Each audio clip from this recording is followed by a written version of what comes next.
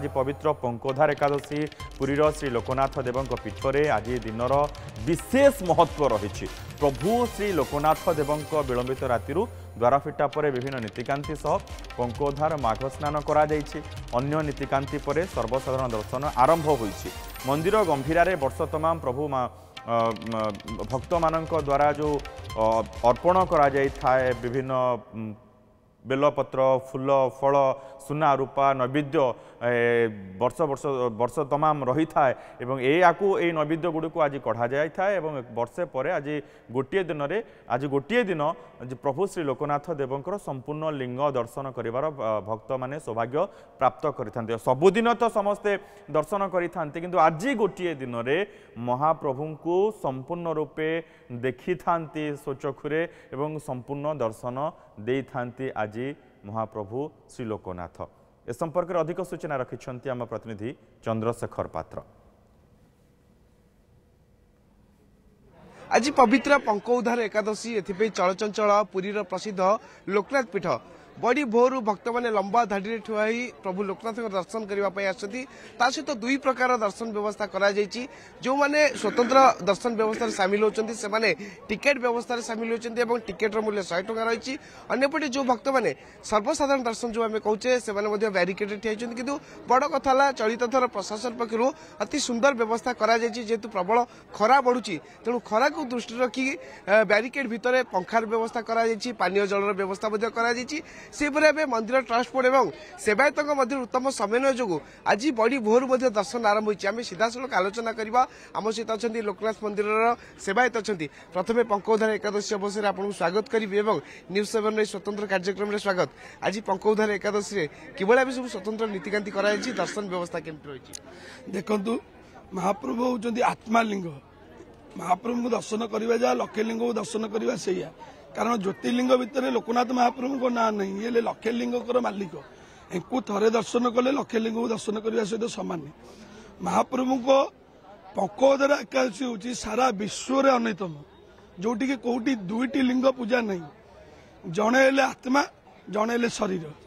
शरीर आज छाड़ी आत्मा को दर्शन होची जो महाप्रभु रामचंद्र पूजा करते सुनार आंगुठी रखी पूजा करते जो कि महाप्रभु को सुनार आंगुठी ता भीतर अच्छी ताको जी स्पर्श करिवो जेकोसी तंबा रुपये जहाँ भी पिंधि थाऊ से सुना हो। तेणुक महाप्रभु रामचंद्र कलिजुगे पापर भार अधिक हो बोली रामचंद्र बर्तमान कहले आपण मान भक्त मान महाप्रभु दर्शन देवे पंकोधार एकादशी। से विश्व अन्यतम पालन कराए लोकनाथ महाप्रभु पाखे विश्व बहुत बहुत भर भाग्य आमर आज शुणिलु एकादशी आज पंकोधार एकादशी से आम आज पूरा मन करी टिकट काटिक आसिलु ठाकुर को दर्शन करूँ शिव शंभु दर्शन करके मुक्ति मिल आमको से उद्देश्य आम आसु एत गहली परिवेश देखिए खुशी लगुच जाओ कि दर्शन करके जीवु से आशा रखुଛୁ।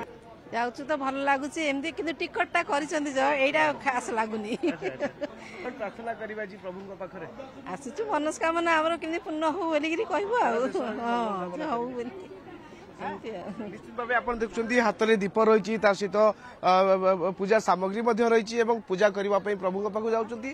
सहित आम कहीपर पुलिस प्रशासन एवं जिला प्रशासन पक्ष व्यापक व्यवस्था ग्रहण कर देखुं लंबा धाड़ी में भक्त मैंने ठिया होती। जो व्यवस्था देखुं भक्त मैंने टिकेट दर्शन में सामिल होती टिकेट दर्शन में सामिल होगा पर सीधा सड़क जाऊँगी पार्वती सागर दे प्रभु लोकनाथ दर्शन करने विशेषकर कहीपर आप जो देखुं विभिन्न प्रकार पूजा सामग्री दुकान खोल जाइए भक्त मैंने यू पूजा सामग्री नहीं जी भीतर को एवं बड़ कथा है जे जार जो मानसिकता है जो आशा थाए जो विश्वास थाए से जो आसता पूजा करने विभिन्न प्रकार आम कहीपर जे केमती रोग गुड़िक आरोग्य लाभ करेंगे और समस्ते केमती भल भाव दर्शन करेंगे से आशा विश्वास नहीं कि भक्त मैंने दर्शन पाई आसछंती।